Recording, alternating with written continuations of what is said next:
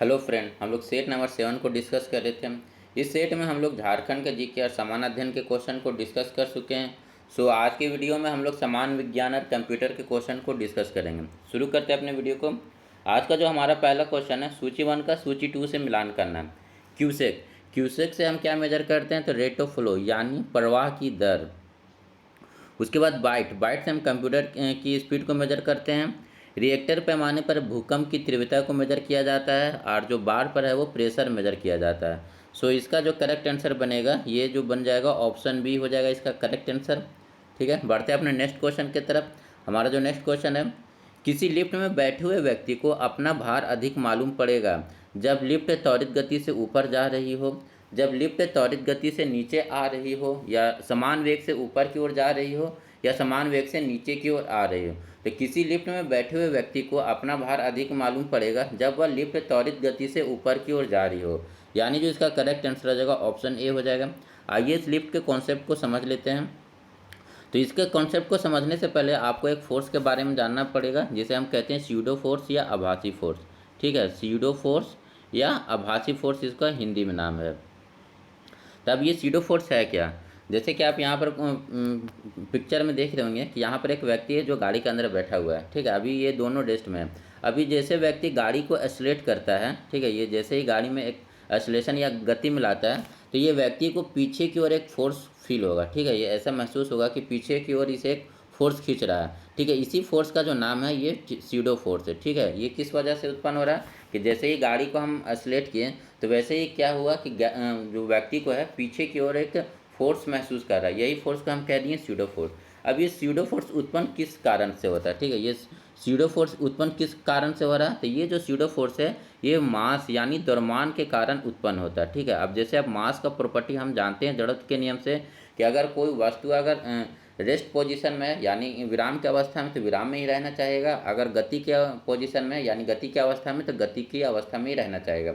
अब यहाँ पर क्या है कि शुरू में तो ये गाड़ी और जो व्यक्ति है दोनों रेस्ट पोजीशन में रहता है, लेकिन जैसे ही हम गाड़ी में एक्सेलरेशन या उसको त्वरित करते हैं, तो व्यक्ति में जो व्यक्ति का जो उसके ऊपर बैठा जो व्यक्ति है वो रेस्ट में ही रहना चाहेगा। ठीक है, इसके वजह से क्या है, वो गाड़ी के जो गति है उसको एक्सेलरेशन को क्या करना चाहेगा, अपोज कर रहा है। ठीक है, इस अपोजिशन के कारण ही व्यक्ति जो है पीछे की ओर जाता है। ठीक है, अब ये जो पीछे की ओर किसकी वजह से जा रहा है, तो यही जो स्यूडो फोर्स उसे पीछे की ओर टान रही है। ये स्यूडो फोर्स का आपको कॉन्सेप्ट समझ में आ गया होगा कि स्यूडो फोर्स कहते किसको हैं। तो ये जब हम कोई व्यक्ति को एक्सेलरेट करते हैं, तो उसके मास की वजह से क्या हो रहा है कि कोई व्यक्ति रेस्ट में ही रहेगा या मोशन में रहेगा। ठीक है, तो जैसे ही को गाड़ी में बैठा व्यक्ति जो है गाड़ी को त्वरित करता है, तो पीछे की ओर एक आभासी बल को महसूस करता है। यही आभासी बल आपका स्यूडो फोर्स कहलाता है। ठीक है, अब ये स्यूडो फोर्स का जो वैल्यू होता है वो कितना होगा? ठीक है, ये स्यूडो फोर्स का जो वैल्यू है वो m/a होता है। ठीक है, यहाँ पर m क्या है, तो ये m उस व्यक्ति का मास है जिस पर ये स्यूडो फोर्स लग रहा होगा या फील हो रहा होगा। ठीक है, जिसको ये फील हो रहा होगा या जिस पर ये स्यूडो फोर्स लग रहा होगा। और ये ए क्या है, तो उस सिस्टम का गति या त्वरण है जो एक्सेलरेट हुआ होगा। ठीक है, तो यहाँ पर जैसे पिक्चर में हमारा पर यहाँ पर जो व्यक्ति का है, यहाँ पर जो स्यूडो फोर्स कौन फील कर रहा है, तो व्यक्ति। तो यहाँ पर व्यक्ति का मास लेंगे और ये एक्सेलरेशन किस में आ रहा था, गाड़ी में। तो इसका मतलब यहाँ पर जो स्यूडो फोर्स हो गया ma होगा। अगर ये कॉन्सेप्ट आप समझ गए होंगे तो ये लिफ्ट का कॉन्सेप्ट आसानी से आप समझ जाएंगे। अब देखिए, लिफ्ट में जो टोटल 4 कंडीशन बनता है। हमारा जो पहला कंडीशन है, मान लीजिए ये कोई लिफ्ट है।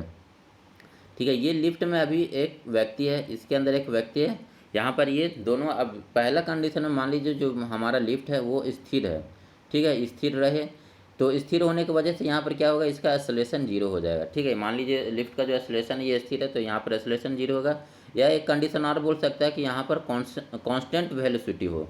ठीक है, कांस्टेंट वेलोसिटी होगा तब भी हमारा एक्सेलरेशन 0 होगा। क्यों होगा? क्योंकि जो एक्सेलरेशन होता है वो rate of change of velocity होता है। ठीक है, अगर वेलोसिटी कांस्टेंट है तो उसमें चेंज नहीं होगा, तो चेंज नहीं होगा तो हमारा यहाँ पर एक्सेलरेशन 0 हो जाएगा। तो यहाँ पर जो है, तो व्यक्ति को यहाँ पर कोई स्यूडो फोर्स फील नहीं होगा, तो इसका मतलब जो स्यूडो फोर्स यहाँ पर होगा वो 0 हो जाएगा। ठीक है, यहाँ पर जो स्यूडो फोर्स का वैल्यू हो गया 0 हो गया।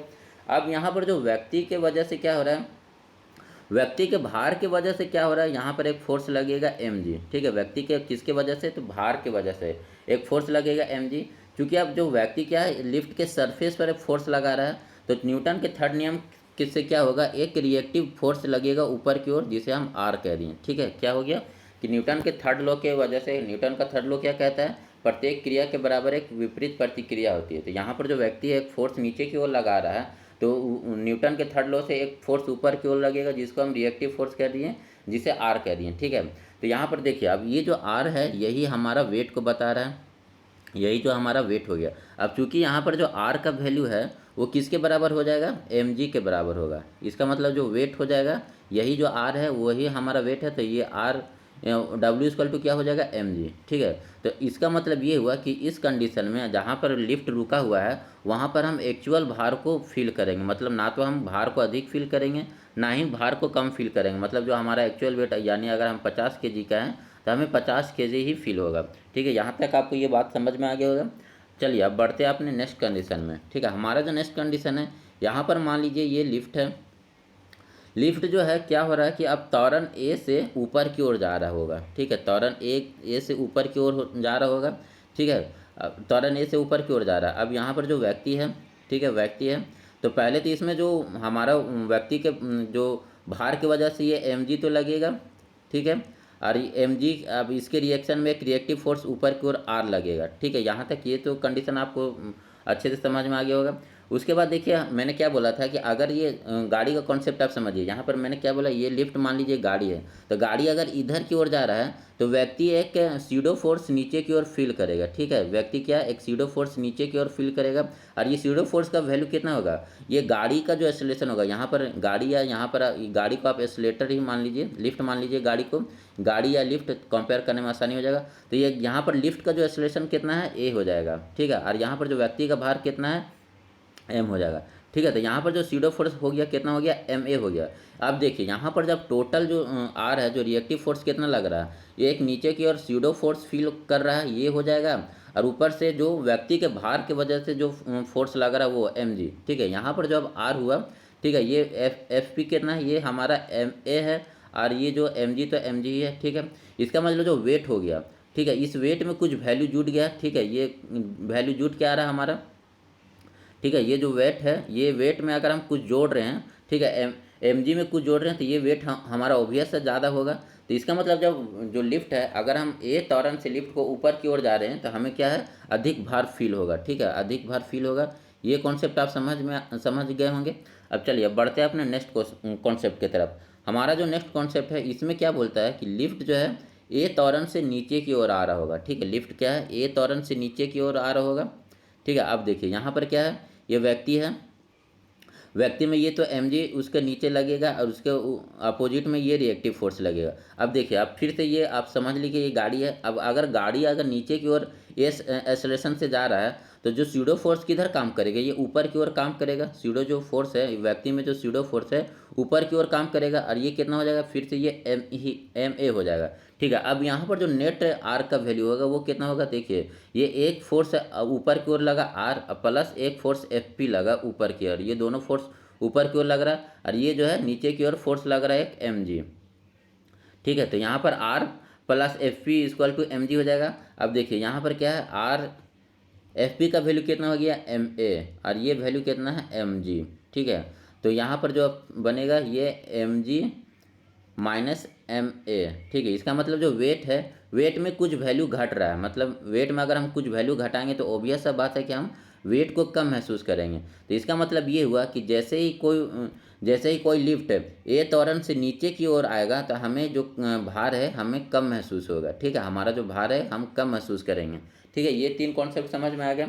उसके बाद अपने चौथे कॉन्सेप्ट की ओर बढ़ते हैं। ठीक है, चौथा कॉन्सेप्ट में क्या बोलता है कि जैसे अब ये जो यहाँ पर जो लिफ्ट है, मान लीजिए ये फ्री फॉल हो रहा है, मतलब इसका डोरी टूट गया, ये मतलब फ्री फॉल हो रहा है, मतलब इसमें कोई अभी एक्सेलरेशन नहीं है। अगर फ्री फॉल का कंडीशन में क्या होता है, फ्री फॉल के कंडीशन में लिफ्ट का एक्सेलरेशन वही होगा जिस एक्सेलरेशन से पृथ्वी इसको अपनी ओर खींचेगी, मतलब ए का वैल्यू हो जाएगा जी।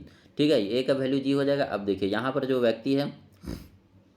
व्यक्ति यहाँ पर जो ये वैल्यू तो एम जी ही होगा, ये रिएक्टिव फोर्स आर ही होगा। ठीक है, अब चूंकि ये भी नीचे आ रहा है, चूंकि जो लिफ्ट है नीचे की ओर आ रहा है, तो इसमें जो सीडो फोर्स है वो ऊपर की ओर लगेगा। ठीक है, ऊपर की ओर लगेगा क्या, f equal to m a. ठीक है, चूंकि यहाँ पर ए का वैल्यू क्या है, जी है, तो तो यहाँ पर F इक्वल टू mg। अब देखिए R का वैल्यू कितना हो जाएगा, R प्लस ma, ठीक है, R plus ma equal to mg। चूँकि यहाँ पर A जो है आपका G के बराबर ही है, तो R plus mg equal to mg, ठीक है। ये mg कैंसिल हो गया, तो R इक्वल टू 0 हो जाएगा। इसका मतलब जब अगर लिफ्ट फ्री फॉल है तो हमें भारहीनता, मतलब हमें अपना भार जो है वो एकदम शून्य महसूस होगा। तो ये चारों कंडीशन आप समझ गए होंगे, होप। तो बढ़ते हैं अपने अगले क्वेश्चन की तरफ। हमारा जो नेक्स्ट क्वेश्चन है, प्रकाश सीधी रेखा में चलता हुआ प्रतीत होता है क्योंकि वह छोटे कणों से बना होता है, प्रकाश का वेग बहुत अधिक होता है, प्रकाश का तरंगदैर्घ्य बहुत छोटा होता है, या प्रकाश अपने चारों ओर परिवर्तित होता है। तो प्रकाश हमें सीधी रेखा में चलता हुआ इसलिए प्रतीत होता है क्योंकि जो प्रकाश का तरंगदैर्घ्य होता है वो बहुत छोटा होता है, जिसके कारण वो सीधी रेखा में चलता हुआ प्रतीत होता है। यानी जो इसका करेक्ट आंसर हो जाएगा ऑप्शन सी हो जाएगा, ठीक है। बढ़ते हैं अपने नेक्स्ट क्वेश्चन की तरफ। हमारा जो नेक्स्ट क्वेश्चन है, जब पानी में नमक मिलाया जाता है तो निम्न में से कौन सा परिवर्तन होता है, ठीक है। जब अगर हम पानी में नमक मिलाएंगे तो उससे क्या इफेक्ट पड़ेगा, पानी का क्वथनांक घट जाएगा और जो फ्रीजिंग पॉइंट या जमा बिंदु वो बढ़ जाएगा। पानी का क्वथनांक बढ़ जाएगा, उसका जो फ्रीजिंग पॉइंट है वो घट जाएगा। क्वथनांक और जमा बिंदु दोनों घटेंगे, क्वथनांक और जमा बिंदु दोनों बढ़ेंगे। जैसे ही हम पानी में अगर नमक मिलाते हैं तो पानी में नमक मिलाने से क्या होता है कि पानी में नमक मिलाने से पानी का जो है क्वथनांक बढ़ जाएगा और उसका जो फ्रीजिंग पॉइंट है वो घट जाएगा। यानी जो इसका करेक्ट आंसर हो जाएगा ऑप्शन बी हो जाएगा, ठीक है। जैसे ही हम पानी में नमक मिला रहे तो क्वथनांक बढ़ जाएगा और उसका जो फ्रीजिंग पॉइंट है वो घट जाएगा, ठीक है। बढ़ते हैं अपने नेक्स्ट क्वेश्चन की तरफ। हमारा जो नेक्स्ट क्वेश्चन है, विद्युत मोटर के विषय में कौन सा कथन सही है, ठीक है। विद्युत मोटर के विषय में कौन सा कथन सही है, वह ऊष्मा को विद्युत ऊर्जा में बदलता है, या विद्युत ऊर्जा को ऊष्मा में बदलता है, या विद्युत ऊर्जा को यांत्रिक ऊर्जा यानी मैकेनिकल ऊर्जा में बदलता है, या यांत्रिक ऊर्जा को विद्युत ऊर्जा में बदलता है। तो विद्युत मोटर जो है ये क्या करता है, तो विद्युत ऊर्जा जो है ये विद्युत ऊर्जा को इसमें मैकेनिकल एनर्जी में चेंज करता है, ठीक है। यानी जो इसका करेक्ट आंसर हो जाएगा ऑप्शन सी हो जाएगा। विद्युत मोटर यानी इलेक्ट्रिक मोटर जो है वो क्या करता है, जो विद्युत ऊर्जा है इलेक्ट्रिक एनर्जी है उसको यांत्रिकी एनर्जी यानी मैकेनिकल एनर्जी में चेंज करता है, ठीक है। सुमिलित करना है आविष्कारक और आविष्कार, ठीक है। कौन किसका आविष्कार किया है, तो जॉन गुटेनबर्ग। जॉन गुटेनबर्ग किसका आविष्कार किए हैं, तो ये प्रिंटिंग प्रेस का, जॉन गुटेनबर्ग प्रिंटिंग प्रेस का। रोंटेजन ये एक्सरे का आविष्कार किए हैं। माइकल फराडे, माइकल फराडे किसका, ये आप सभी को पता है, डायनेमो का आविष्कार किए हैं। और अलेक्जेंडर ग्राहम बेल ये टेलीफोन का आविष्कार किए हैं। यानी जो इसका करेक्ट आंसर बनेगा, इसका जो करेक्ट आंसर हो जाएगा ऑप्शन डी हो जाएगा, ठीक है। बढ़ते हैं अपने नेक्स्ट क्वेश्चन की तरफ। निम्नलिखित में कौन सा रासायनिक परिवर्तन का उदाहरण है, सोडियम क्लोराइड का क्रिस्टल बनना, बर्फ का गलना, या दूध का अस्कंदन, ठीक है। इसमें से कौन सा रासायनिक परिवर्तन का उदाहरण है। रासायनिक परिवर्तन क्या होता है, जिसमें वस्तु अपना प्रॉपर्टी को चेंज कर लेते हैं। तो यहाँ पर जो दूध का स्कंदन जो होगा इसका करेक्ट आंसर हो जाएगा ऑप्शन ए हो जाएगा, ठीक है। इसका जो करेक्ट आंसर हो जाएगा ऑप्शन ए हो जाएगा, यानी दूध का स्कंदन। फिर से सूची 1 का सूची 2 से मिलान करना है। धातु और उसके गुणधर्म, ठीक है। तो शीशा, शीशा क्या है, तो ये ऊष्मा का कुचालक होता है, ठीक है। शीशा क्या है, ऊष्मा का कुचालक हो जाएगा। पारा, ये कमरे के ताप पर द्रव अवस्था में पाया जाने वाला एकमात्र धातु है। उसके बाद चांदी, ये क्या है, ऊष्मा का सबसे बढ़िया सबसे अच्छा ये चालक हो जाएगा। चांदी क्या है, ये ऊष्मा का सबसे अच्छा सुचालक हो जाएगा। शीशा क्या है, ये ऊष्मा का कुचालक होगा, यानी ए का 3 और सी का 1 होगा, ठीक है। सोडियम क्या है, ये चाकू से आसानी से काटे जा सकने वाला तत्व है, ठीक है। यहाँ पर आप एक बार करेक्ट कर लीजिए। शीशा क्या है, ये ऊष्मा का कुचालक होगा। पारा क्या है, ये कमरे के ताप पर द्रव होगा। चांदी क्या है, विद्युत का सुचालक है। और सोडियम क्या है, चाकू से आसानी से काटे जा सकने वाला तत्व है। तो 78 का जो करेक्ट आंसर बनेगा ऑप्शन सी हो जाएगा, ठीक है। हमारा जो बढ़ते हैं अपने नेक्स्ट क्वेश्चन की तरफ। ग्राफीन क्या होता है, ग्राफीन क्या है, तो ये एक प्रकार का कार्बन का जो है ये नैनो प्रतिरूप है। ग्राफीन क्या है, ये कार्बन का एक नैनो प्रतिरूप है, यानी जो इसका करेक्ट आंसर हो जाएगा ऑप्शन ए हो जाएगा। उसके बाद जो हमारा नेक्स्ट क्वेश्चन है, हैलोजन में सबसे अधिक अभिक्रियाशील होती है, ठीक है। हैलोजन ग्रुप जो है उसमें सबसे अधिक क्रियाशील कौन होता है, क्लोरीन, आयोडीन, फ्लोरीन या ब्रोमीन। तो हैलोजन में सबसे अधिक क्रियाशील जो है वो है फ्लोरीन, यानी जो इसका करेक्ट आंसर हो जाएगा ऑप्शन सी हो जाएगा। अब हैलोजन में टोटल कितने तत्व हैं, 5 तत्व हैं। हैलोजन ग्रुप में टोटल कितने तत्व हैं, 5 तत्व हैं। और ये कितना नंबर ये जो पीरियोडिक टेबल में कितने वर्ग इसका कितना, तो ये 17वां वर्ग या ग्रुप का है। ठीक है, हैलोजन कितने, तो ये 17वां वर्ग या ग्रुप में है। अब इसमें जो 5 तत्व कौन कौन है, तो एक फ्लोरीन हो जाएगा, एक क्लोरीन हो जाएगा, एक ब्रोमीन हो जाएगा, एक आयोडीन हो जाएगा और एक एस्टेटिन हो जाएगा। ठीक है, एक एस्टेटिन हो जाएगा, जिसमें फ्लोरीन और जो क्लोरीन ये गैसीय अवस्था में पाया जाता है। ब्रोमीन जो है ये द्रव अवस्था में पाया जाने वाला एकमात्र धातु हो गया। उसके बाद ये जो आयोडीन है ये ठोस अवस्था में पाया जाता है, तो इसे आप नोट डाउन कर लीजिएगा। ठीक है, बढ़ते हैं अपने नेक्स्ट क्वेश्चन की तरफ। हमारा जो अगला क्वेश्चन है, निम्नलिखित में किस एक को विस्फोटक की तरह प्रयोग किया जाता है? Phosphorus trichloride, mercuric oxide, graphite या नाइट्रोग्लिसरीन। तो विस्फोटक के रूप में जो यूज किया जाने वाला है इसमें है, ये है नाइट्रोग्लिसरीन, यानी जो इसका करेक्ट आंसर हो जाएगा ऑप्शन डी हो जाएगा। ठीक है, हमारा जो नेक्स्ट क्वेश्चन है, सूची 1 का सूची 2 से मिलान करना है। तो सूची 1 का सूची 2 से मिलान करना है, तो इसमें क्या है कि पोटेशियम ब्रोमाइड का कहाँ पर यूज होता है, तो सफ़ेद ठोस पोटेशियम ब्रोमाइड का जो यूज होता है वो फोटोग्राफी के रूप में यूज होता है, यानी जो एक हो जाएगा 2। पोटेशियम नाइट्रेट का जो यूज होगा ये बारूद के रूप में होगा। उसके बाद पोटेशियम सल्फेट जो है ये जनरली उर्वरक के रूप में यूज होता है। और उसके बाद मोनोपोटेशियम टार्ट्रेट ये बेकरी में यूज होगा, यानी जो इसका करेक्ट आंसर हो जाएगा ऑप्शन, इसका जो करेक्ट आंसर बनेगा ऑप्शन ए बन जाएगा। ठीक है, इसका जो करेक्ट आंसर हो जाएगा ऑप्शन ए हो जाएगा। उस तकनीक का नाम क्या है जिसमें किसी जीव का डीएनए को बदल दिया जाता है? Genome editing, genome sequencing, genome engineering या जीनोम ट्रांसफॉर्मेशन। तो जिसमें जीनोम का डीएनए को बदल दिया जाता है उसे हम जीनोम एडिटिंग कहेंगे, यानी जो इसका करेक्ट आंसर हो जाएगा ऑप्शन ए हो जाएगा। ठीक है, हमारा जो नेक्स्ट क्वेश्चन है, बढ़ते अपने नेक्स्ट क्वेश्चन में। पादप कोशिका जंतु कोशिका से किस प्रकार भिन्न होती है? ठीक है, पादप कोशिका में ऐसा क्या पाया जाता है जो जंतु कोशिका में नहीं पाया जाता? तो होप ये आप सभी को पता होना चाहिए, काफ़ी आसान क्वेश्चन है। तो माइटोकॉन्ड्रिया, कोशिका भित्ति, जीवद्रव की उपस्थिति या कोशिका केंद्रक। तो पादप कोशिका में जो होता है वो कोशिका भित्ति होती है, लेकिन जो जंतु कोशिका में है वो कोशिका भित्ति नहीं होती है, यानी जो इसका करेक्ट आंसर हो जाएगा ऑप्शन बी हो जाएगा। इससे रिलेटेड एक क्वेश्चन और याद रखिए, ये कभी कभी एग्जाम में पूछता है कि जो कोशिका भित्ति है वो किससे बना होता है? तो ये कोशिका भित्ति जो है सेल्यूलोज से बना होता है, तो इसे आप नोट डाउन कर लीजिए। ये कोशिका भित्ति किससे बनी होती है? तो सेल्यूलोज से बनी होती है। हमारा जो नेक्स्ट क्वेश्चन है, निम्नलिखित में कौन सुमिलित नहीं है? बायो 902 सरसों का कायोक्लोन, ठीक है ये सही है। क्रायोसोपा माहो नियंत्रण, नीलहरी शैवाल जैव उर्वरक, ये भी सही है। एजोवेक्टर जैव कीटनाशी, ये गलत है। एजोवेक्टर जो है नाइट्रोजन फिक्सेशन के रूप में यानी नाइट्रोजन स्थिरीकरण में यूज होता है, यानी जो इसका करेक्ट आंसर हो जाएगा ऑप्शन डी हो जाएगा। बढ़ते हैं अपने नेक्स्ट क्वेश्चन की तरफ। इसमें फिर से सूची 1 का सूची 2 में मिलान करना है। तो द्रक्षा शर्करा क्या है? ये तो ग्लूकोज में मिलेगा, ठीक है। उसके बाद फल शर्करा ये फ्रुक्टोज में हो जाएगा।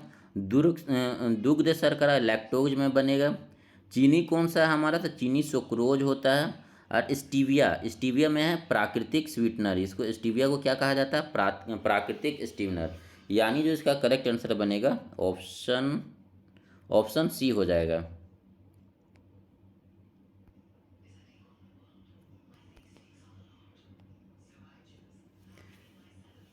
निम्न रक्त वर्ग सर्वाधिक दाता यानी यूनिवर्सल डोनर होता है? बी, ए, बी, ओ या ए? तो ये तो काफ़ी आसान सा क्वेश्चन है। यूनिवर्सल डोनर के जो रूप में है वो ये ओ हो जाएगा, यानी ब्लड ग्रुप ओ हो जाएगा। और यूनिवर्सल जो एक्सेप्टर है यानी जो सबसे ग्राही है, सर्वग्राही है, वो है वर्ग ग्रुप ए बी।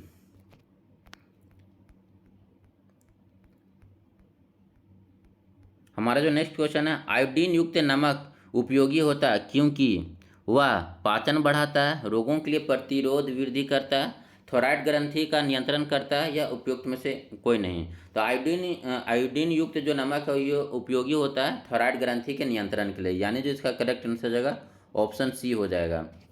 ठीक है, हमारा जो नेक्स्ट क्वेश्चन है, सूची 1 का सूची 2 से फिर से मिलान करना है। तो अफीम कहाँ से प्राप्त होता है?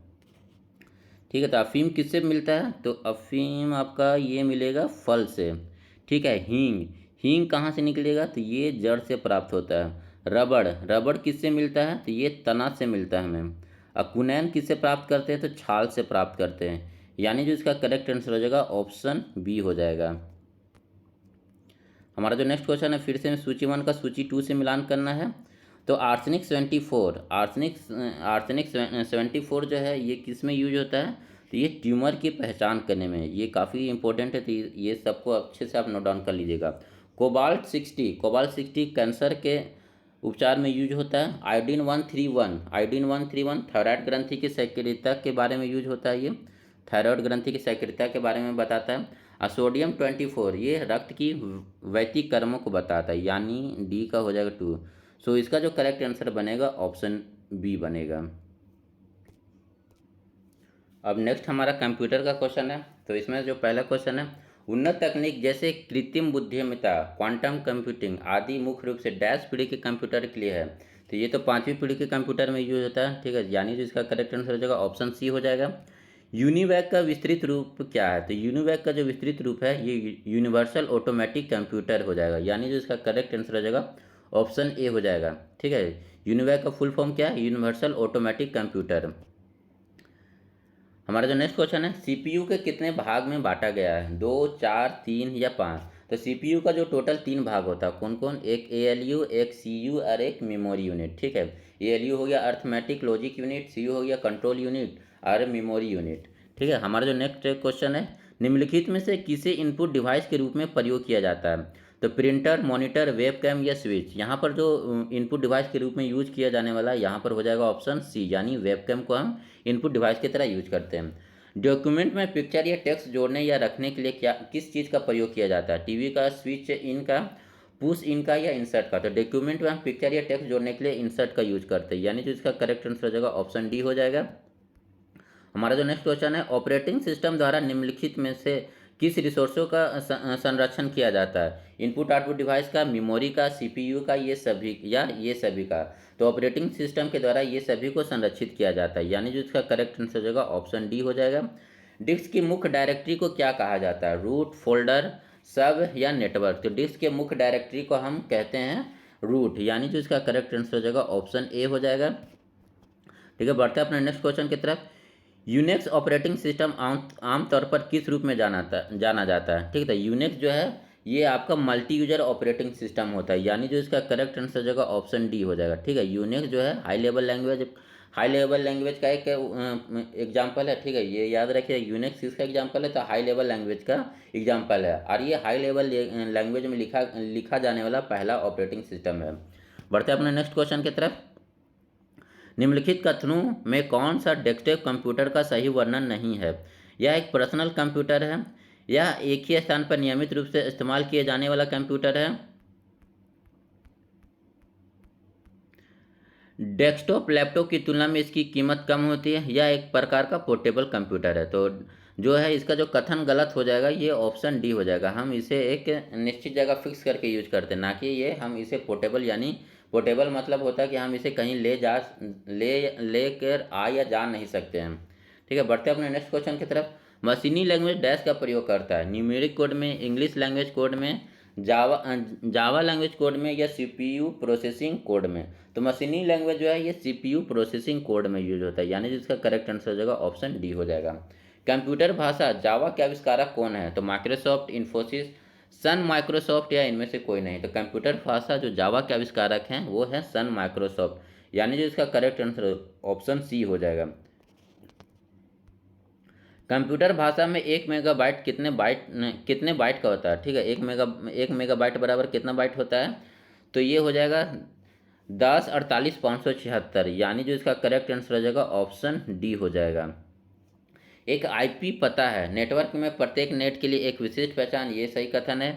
एक 32 बिट का कूट, ये भी सही है। इसमें 4 अष्टक होते हैं, ये भी सही है, यानी जो इसका करेक्ट आंसर हो जाएगा ऑप्शन डी हो जाएगा, यानी जो इसमें जो सभी कथन सही हैं। निम्नलिखित में कौन सा एक समूह संबंधित नहीं है? मतलब इसमें से कौन सा एक ऑड वन है? तो मालवेयर, फिक्सिंग, रैंसमवेयर या स्पैम? तो ये मालवेयर, फिक्सिंग और रैंसमवेयर ये सभी कंप्यूटर के वायरस हैं, और स्पैम जो है अनवांटेड मैसेज या मेल होता है, यानी जिसका करेक्ट आंसर हो जाएगा ऑप्शन डी हो जाएगा। दुनिया में सबसे पहला वेब ब्राउज़र का नाम डैश था और डैश के द्वारा विकसित किया गया था। गोफर बिल गेट्स के द्वारा, World Wide Web Bill Gates के द्वारा, गोफर टिम बर्नर्स ली के द्वारा, या World Wide Web Tim Berners Lee के द्वारा। तो दुनिया का सबसे पहला जो वेब ब्राउज़र था वो www था, जिसका जो आविष्कारक थे टिम बर्नर्स ली थे, यानी जो इसका करेक्ट आंसर बनेगा ऑप्शन डी हो जाएगा। इंटरनेट से संबंधित होस्ट का क्या अर्थ होता है? वह कंप्यूटर जो स्टैंडर्ड कंप्यूटर हो, वह कंप्यूटर जो इंटरनेट से जुड़ा हो, होस्ट द्वारा प्रयोग करने के लिए आरक्षित कंप्यूटर, या कंप्यूटर का बड़ा संग्रह।